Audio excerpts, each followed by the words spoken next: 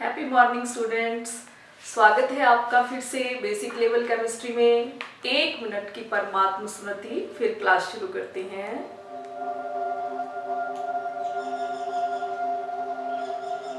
मन बुद्धि को एकाग्र और शांत करें।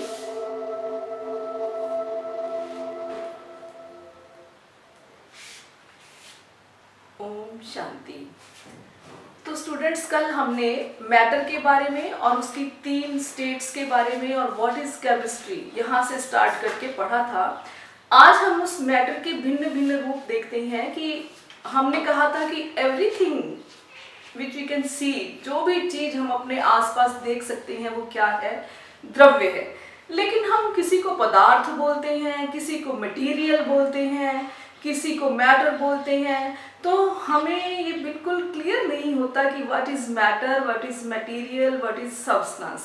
तो आज हम मैटर का क्लासिफिकेशन पढ़ते हैं, बेसिक लेसन का वॉल्यूम 2। तो आइए देखिए, मैटर जो भी चीज हमारे सामने है, जो स्थान घेरती है, जिसमें द्रव्यमान है, वो मैटर है। मुख्य 3 अवस्थाएं, सॉलिड, लिक्विड, गैस। अब ये मैटर को हम भौतिक और रासायनिक प्रक्रियाओं के आधार पर, प्रक्रमों के आधार पर क्लासिफाई करते हैं। अगर मैटर को हम भौतिक विधियों से, जो भी मैटर हमारे पास है, जो भी चीज है, उसको यदि हम भौतिक विधियों से सेपरेट नहीं कर सकते भौतिक प्रक्रमों। भौतिक प्रक्रम क्या होते हैं?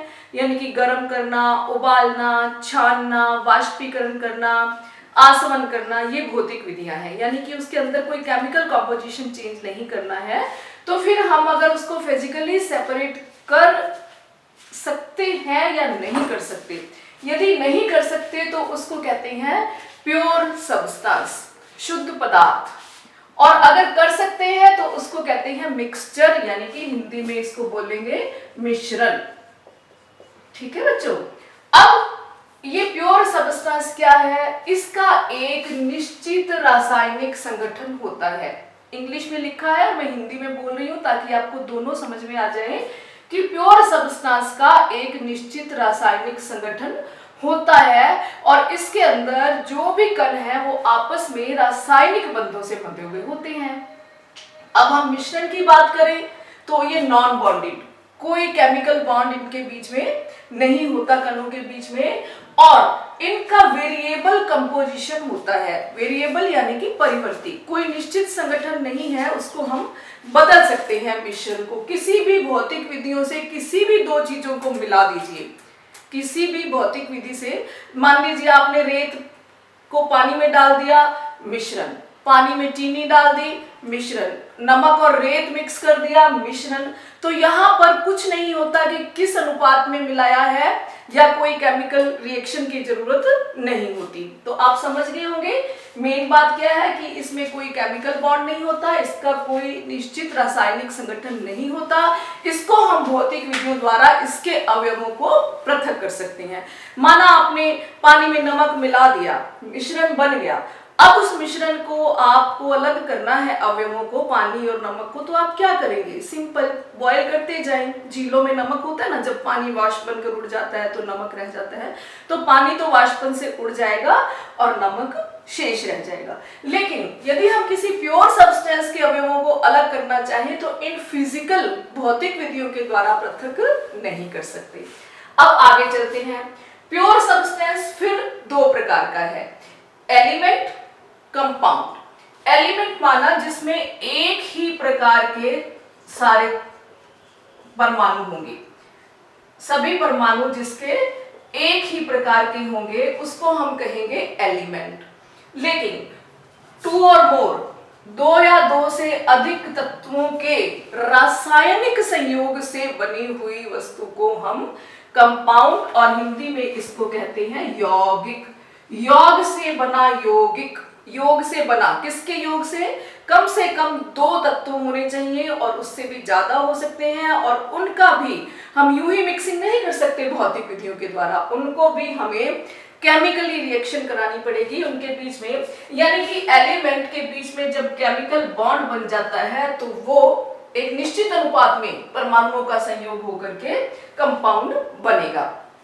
तो कहने का मतलब है कि सभी कंपाउंड तो सब्सटेंस हैं, लेकिन सभी सब्सटेंस कंपाउंड नहीं है, वो एलिमेंट भी हो सकते हैं। अब पहले इधर की बात कर लें, फिर एलिमेंट जो है उसमें सभी परमाणु एक ही तरह के होते हैं, जैसे लोहा, जैसे तांबा, जैसे सोडियम के परमाणु, हाइड्रोजन गैस, ऑक्सीजन गैस, ये सभी क्या है, एलिमेंट है। इसके परमाणुओं के बीच में ही बंधन होता है।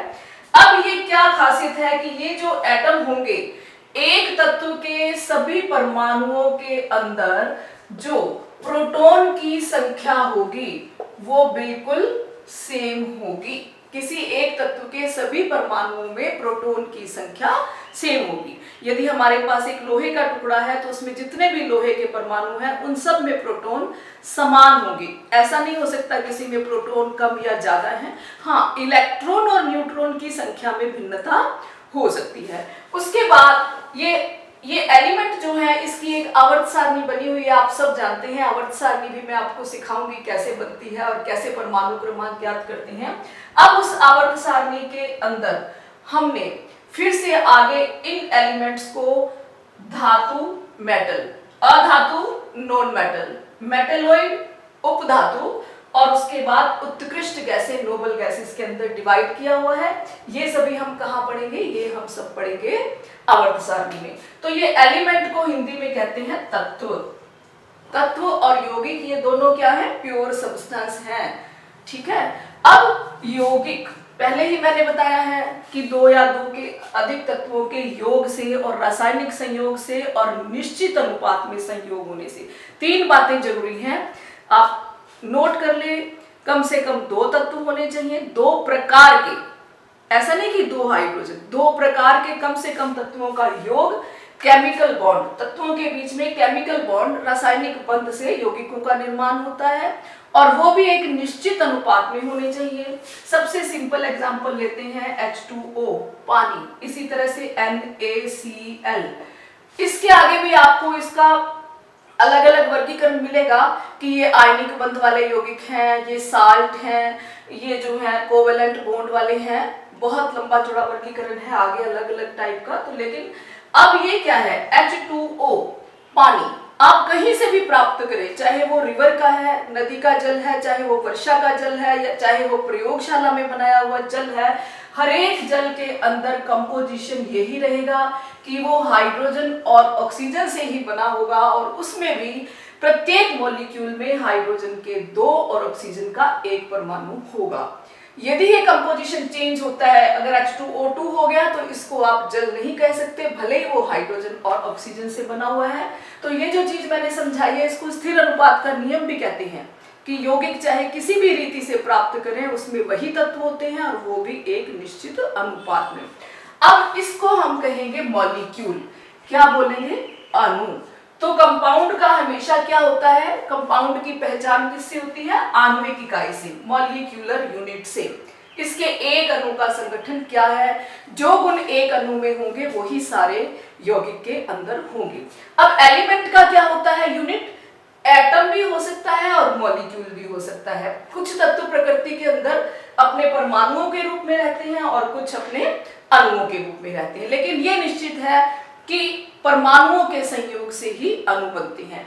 इस अणु को हम किसी भी केमिकल रिएक्शन से और छोटे अणु में, परमाणु को, इसको हम केमिकल विधि के द्वारा छोटे परमाणुओं के अंदर परिवर्तित कर सकते हैं, कंपाउंड से एलिमेंट बना सकते हैं, लेकिन एलिमेंट सबसे छोटा है, इसको हम किसी भी रासायनिक क्रिया से और छोटे में विभाजित नहीं कर सकते। तो ये तो हो गया तत्व और यौगिक। और फिर मेन तो यही तीन है कि तत्व और यौगिक और फिर मिश्रण। तत्व और यौगिक की हम बात कर चुके हैं, फिर से बता देती हूँ। तत्व जिसमें सभी परमाणु एक समान होते हैं, यौगिक कम से कम दो के संयोग से या ज्यादा से ज्यादा कुछ भी हो सकते हैं। जैसे मैं यहाँ एक एग्जांपल लिखती हूँ, H2SO4 सल्फ्यूरिक अम्ल है जिसको रसायनों का राजा कहते हैं। तो ये हाइड्रोजन, सल्फर और ऑक्सीजन के निश्चित अनुपात में संयोग से बना है। और मिश्रण की बात हम यहाँ कर रहे हैं कि किन्हीं भी दो पदार्थों को, किन्हीं भी दो तत्वों को किसी भी रीति से किसी भी अनुपात में मिला दें तो वो मिश्रण बन जाता है। ये यौगिक और मिश्रण में अंतर भी हो गया। अब मिश्रण के अंदर पहले ही बताया है कि कंपोजिशन, केमिकल कंपोजिशन निश्चित नहीं होती, वेरिएबल होती है। फिर अगर इज दिस यूनिफॉर्म, क्या ये समान है, मिश्रण का हर जो हिस्सा है वो समान गुणों वाला और समान संरचना वाला या समान संगठन वाला है? यदि हाँ तो उसको कहते हैं समांगी, होमोजेनियस मिश्रण। और यदि ना तो उसको कहते हैं विषमांगी मिश्रण। समांगी मिश्रण में हम कोई भी दो प्रावस्थाएं नहीं दे सकते। एक बार मिश्रण बनाने के बाद सारा एक सा हो जाएगा और हर भाग के गुण और संगठन सेम हो जाएगा। जैसे हम कहते हैं नमक का विलयन, चीनी का विलयन, वो समांगी होता है। और दूसरा है विषमांगी, जिसके अंदर भिन्न भिन्न प्रावस्थाएं होती हैं। सारा मिश्रण समान गुणों वाला, समान संगठन वाला नहीं होता। अनइवन, इसको कहेंगे इवनली मिक्स्ड, समान रूप से मिश्रित किया हुआ। इसको कहेंगे अनइवनली मिक्स्ड, असमान रूप से मिश्रित किया हुआ। अब ये कणों के आधार पर होता है। ये आगे आपकी पृष्ठीय रसायन के अंदर जब हम कोलाइडरी सॉल्यूशन पढ़ेंगे तब ये पढ़ेंगे आगे, लेकिन बेसिक यही है। अब इसके बाद ये जो होमोजीनियस मिक्सचर है, इसमें पहला उदाहरण है गैस मिश्रण। जैसे हम हवा देखते हैं तो हवा क्या है, भिन्न गैसों का समांगी मिश्रण है। इसके बाद आते हैं विलयन। विलयन को फिर अम्लीय, एसिडिक, बेसिक, क्षारीय और साल्ट माने लवण। सॉल्यूशन क्या है, वही जैसे पानी और नमक का विलयन, पानी और चीनी का विलयन। उसके बाद आती है अलॉयज, मिश्र धातु। ये भी बहुत अच्छा एक एग्जाम्पल है, जिसको हम कभी भी मिश्रण नहीं समझते तो विभिन्न प्रकार की धातुओं को मिला करके अलॉयज बनाए जाते हैं, तो ये होमोजीनियस होते हैं बिल्कुल। उसके बाद आती है हिट्रोजीनियस की बारी। तो ये जो हिट्रोजीनियस है, इसमें भी कणों के आकार के आधार पर फिर ये दो प्रकार की हैं, कोलाइडल और सस्पेंशन। हिट्रोजीनियस का उदाहरण, जैसे हमने रेत के अंदर पानी मिक्स कर दिया तो हम रेत के कणों को उसके बीच में देख सकते हैं, क्योंकि वो अनइवनली मिक्स्ड होता है। तो अगर कणों का आकार बड़ा है, जिसको हम नंगी आंखों से देख सकते हैं, तो उसको सस्पेंशन कहते हैं। और यदि हम उसको माइक्रोस्कोप से देख सकते हैं कणों को अलग, तो उसको कोलाइडल कहते हैं। और किसी भी रीति से नहीं देख सकते तो उसको समांगी मिश्रण कहते हैं। तो ये सब तो हो गया मिश्रण। तो आज हमने क्या पढ़ा, तत्व क्या है, यौगिक क्या है, मिश्रण क्या है। अब यहां पर आता है एटम और मोलिक्यूल। अब हम इसको समझ लेते हैं कि एटम क्या है और मोलिक्यूल क्या है। तो किसी भी पदार्थ का वो छोटे से छोटा कण जो रासायनिक क्रियाओं में भाग लेता है, किसी भी पदार्थ का वह छोटे से छोटा कण जो रासायनिक क्रिया में भाग लेता है, लेकिन उसका स्वतंत्र अस्तित्व हो ये जरूरी नहीं है, तो उसको कहते हैं परमाणु। जैसे बच्चों हम कहते हैं कि हम श्वसन में ऑक्सीजन ग्रहण करते हैं, तो आप जब हिंदी में लाइन लिखते हैं तो आप लिखते हैं हम श्वसन में O2 ग्रहण करते हैं। तो बच्चों ये आप O क्यों नहीं लिखते, जबकि ऑक्सीजन का प्रतीक तो O है ना? क्योंकि वातावरण के अंदर ऑक्सीजन अपने अणु के रूप में विद्यमान होती है, लेकिन जब ये रासायनिक प्रक्रिया के करेगी तब ये अणुओं के बीच के बॉन्ड पहले टूट करके ये परमाणु बनते हैं, फिर नए बंध बन करके ये किसी और के साथ संयुक्त होती है। जैसे आप देखें कि H2 plus O2 gives H2O, तो ये अगर अणु का अणु ही भाग लेता तो यहाँ कम से कम 2 होना चाहिए। इसका मतलब पहले ये हाइड्रोजन के अंदर टूट गया, ये इसके बीच के बंध टूट गए और फिर इनके बीच में नया बंध बन करके H2O का निर्माण हुआ। तो फिर से सुनिए, किसी पदार्थ का वह छोटे से छोटा कण जो रासायनिक क्रिया में भाग लेता है, इसका स्वतंत्र अस्तित्व हो भी सकता है और नहीं भी हो सकता, उसे परमाणु कहते हैं। और परमाणु के हमेशा प्रतीक होते हैं जिसको आप सिंबल कहते हैं। जैसे हाइड्रोजन का सिंबल H है, ऑक्सीजन का सिंबल O है, लेकिन यहाँ एलिमेंट के अंदर आप तत्व के अंदर आप उदाहरण क्या देंगे, O2, H2, N2। तो तत्व के अंदर आप अणु भी लिख सकते हैं, यहाँ लिखा हुआ है मैंने, तत्व आणविक रूप में भी हो सकता है और तत्व परमाण्विक रूप में। ज्यादातर गैसें अपने आणविक रूप में और उसमें से भी द्विअणुक रूप में पाई जाती है। O3 को भी आप तत्व ही कहेंगे क्योंकि इसमें तीनों परमाणु ऑक्सीजन के हैं। यदि जब तक दूसरे प्रकार का परमाणु का योग नहीं होता आप उसको यौगिक नहीं कहेंगे। अब बात आती है अणु की। अणु को भी पदार्थ का छोटे से छोटा कण कहते हैं। तो अणु पदार्थ का वो छोटे से छोटा कण है जिसका स्वतंत्र अस्तित्व होता है और किसी पदार्थ के एक अणु में वो सभी गुण मौजूद होते हैं जो पूरे पदार्थ के अंदर होते हैं।